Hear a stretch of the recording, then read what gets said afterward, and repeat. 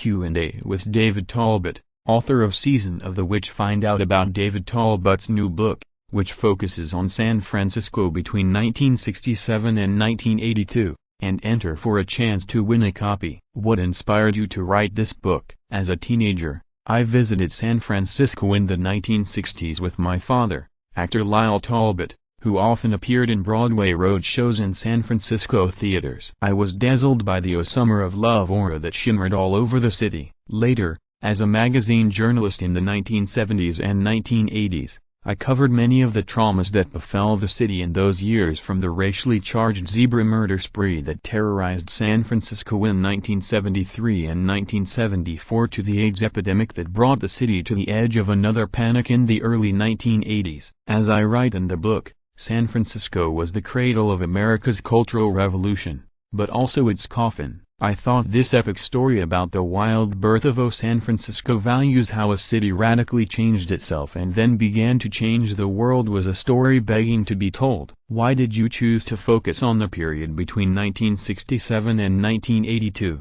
This 15-year period was the hottest period of San Francisco's cultural war. This was the era when the city's traditional Irish and Italian Catholic power structure was suddenly confronted with wave after wave of cultural and social shocks, from the hippie invasion in the late 1960s, to the revolutionary outbursts, crime waves and political terrorism of the 1970s, to the gay immigration during the same decade, and finally the AIDS epidemic and its terrible impact on the city in the 1980s. It made sense to bookend O Season of the Witch with the Human Be-In Festival in San Francisco's Golden Gate Park in January 1967, a gathering of the youth tribes that launched the Summer of Love era and the first Super Bowl victory of the San Francisco 49ers in January 1982, another ecstatic event which united the entire fractious city and lifted San Francisco's wounded heart. Throughout its history, what has San Francisco represented to the rest of America? From its earliest days during the gold rush of the 1840s,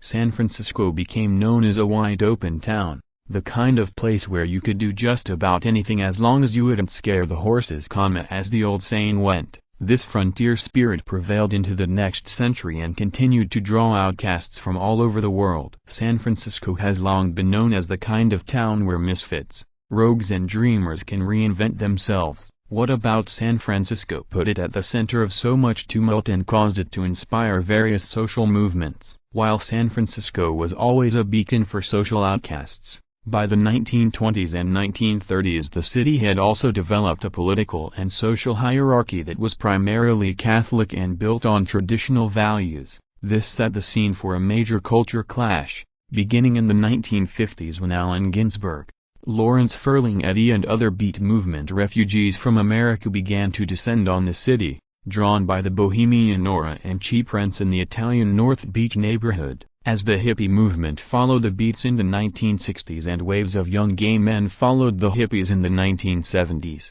San Francisco's Civil War reached epic proportions. The so-called culture war that has been roiling American politics for decades began in San Francisco, and it was much more violent than anything we've seen at the national level. Now of course these San Francisco values are firmly enshrined in the city by the Bay. These values boil down to a live and let live tolerance, shared sense of humanity and an openness to change. Who are some of the iconic figures who epitomized San Francisco, and what has historically drawn such characters to the city? Among the city's vivid cast of characters during the 15-year period I explore is the crusading, two-fisted attorney Vincent Hallinan, who battled the police, City Hall, the Catholic Church and finally the federal government as he pushed San Francisco into the modern age. Vince and his beautiful and equally daring wife, Vivian, stepped right out of the pages of a Dashiell Hammett novel, a glamorous, true-life Nick and Nora couple, who rubbed elbows with mugs and millionaires,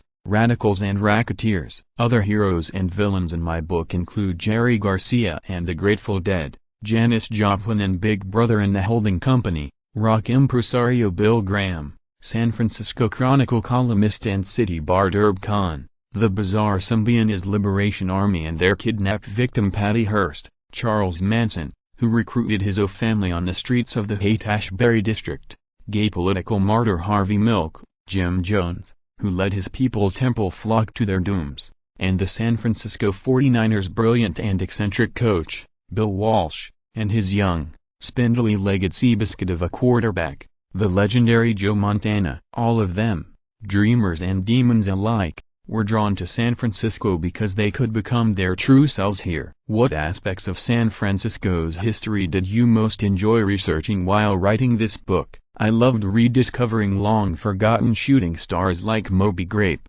which until its members succumbed to drugs and various other demons had the potential to become the greatest San Francisco rock band of all, soaring higher at times than the Jefferson Airplane and the Grateful Dead. I also was delighted to discover the Good Earth Commune, a sprawling network of hippie houses in the Haight-Ashbury made up of tough ex-cons, Vietnam veterans and street runaways that fought to save that essential San Francisco neighborhood from heroin dealers, rogue cops and the wrecking balls of the city's redevelopment agency. These unsung musicians and street heroes are the ones who made San Francisco what it is today, an oasis of beauty and creativity that still beckons to young pioneers everywhere. What misconceptions about the San Francisco of both yesterday and today weren't clearing up? San Francisco was, and is, a much tougher town than people imagine. And San Francisco values were not born with flowers in their hair, but howling, in blood and strife. Click here to enter for a chance to win a copy of O Season of the Witch with a bookplate signed by the author, David Talbot,